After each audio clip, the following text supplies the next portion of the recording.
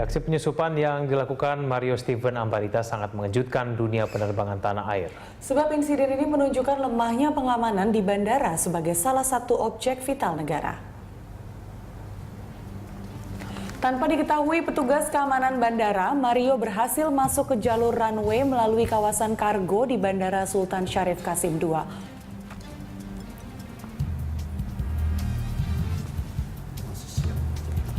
Pada pukul 15.16 waktu Indonesia Barat, pesawat Garuda Indonesia GA1777 Jakarta menuju runway untuk take off.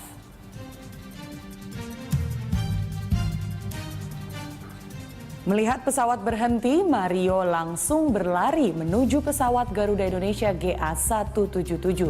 Mario kemudian memanjat roda pesawat dan masuk ke badan pesawat bagian bawah. Setelah terbang selama 1,5 jam, pesawat GA177 mendarat di Bandara Soekarno-Hatta. Saat itulah petugas melihat Mario turun dari roda pesawat dengan terhuyung-huyung. Mario langsung diamankan dan dirawat di klinik bandara.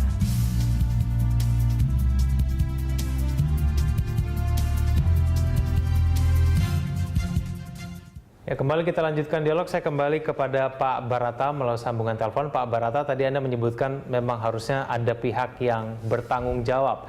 Apakah kemudian ini berarti dalam mengembangkan keamanan di bandara ini berarti Angkasa Pura sebetulnya yang paling bertanggung jawab untuk menjamin hal tersebut, Pak Barata?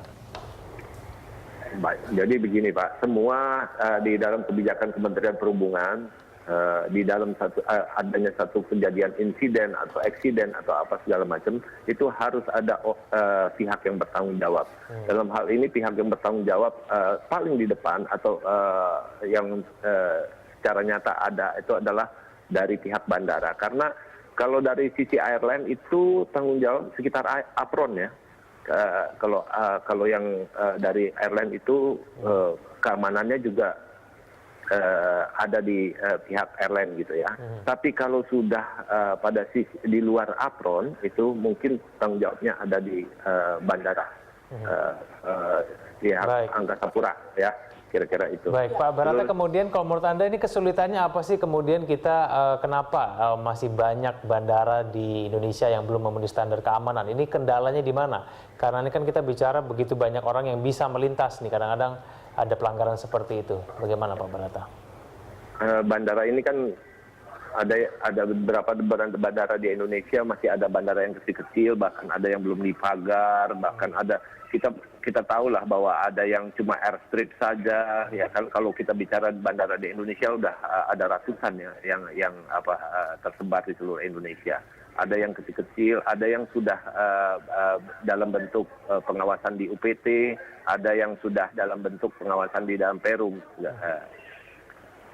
Dari bandara yang ada itu yang ditangani oleh Perum,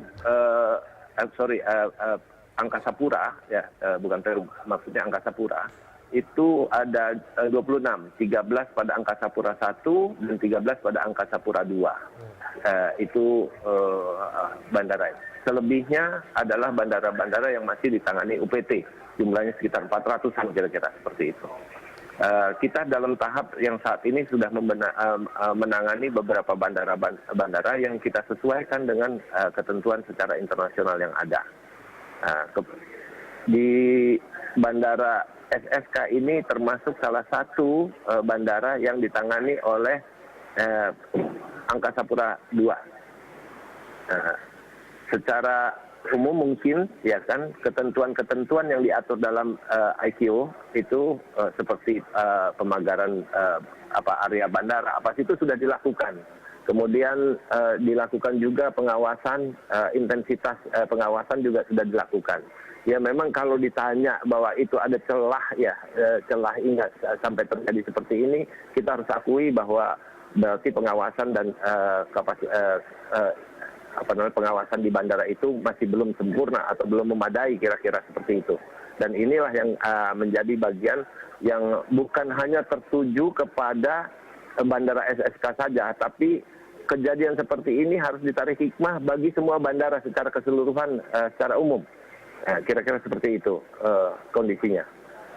Pragma juga perlu dikritisi secara keras ya Pak ya, karena tadi bukan hanya infrastrukturnya saja, yaitu pagar yang tentunya tidak memenuhi standar karena bisa dilompati, namun juga pengawasan yang sebegitu kendornya sampai bukan hanya orang ini berhasil masuk, tapi tentunya dia melakukan pengamatan sudah dalam sejumlah waktu ya, sampai bisa menemukan celah di mana ia bisa masuk ke dalam runway strip dan kemudian naik ke lubang roda pesawat yang sedang akan take off gitu ya.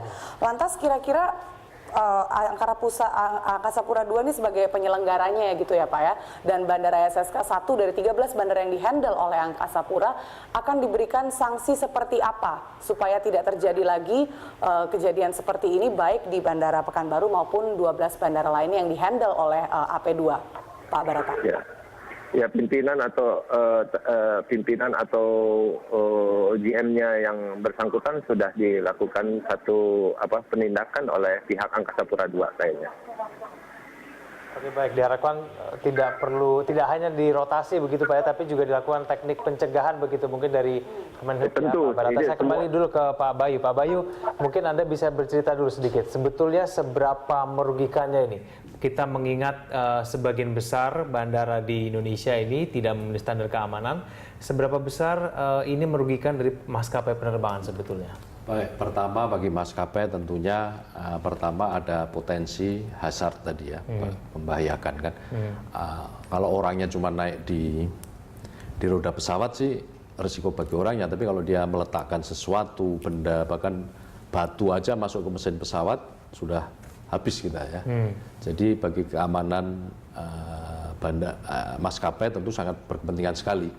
Karena kalau orang sudah bisa menyusup dan dia bukan orang yang berhak atau tidak steril lah kondisi baik di runway maupun di apron, ya tentu akan membahayakan kan. Dia melempar skrup aja sudah tamat itu satu pesawat gitu kan.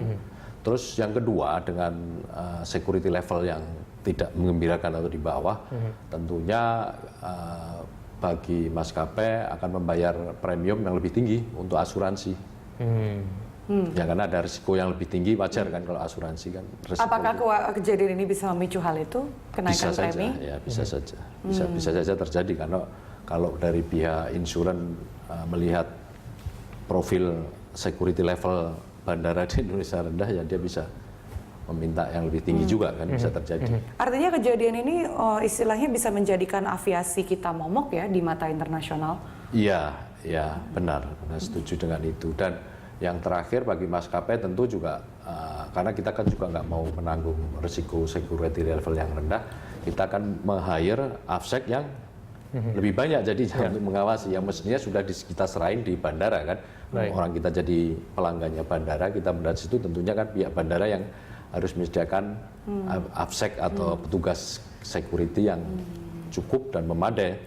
Tapi dengan kejadian ini ya mau nggak mau kita juga harus menambah tenaga kita sendiri untuk security. Oke, baik Pak Bayu, kita lanjutkan dialog kita di segmen selanjutnya. Begitu juga dengan Pak Barata, ditahan dulu telepon Anda Pak, kita lanjutkan dialog kita di segmen selanjutnya.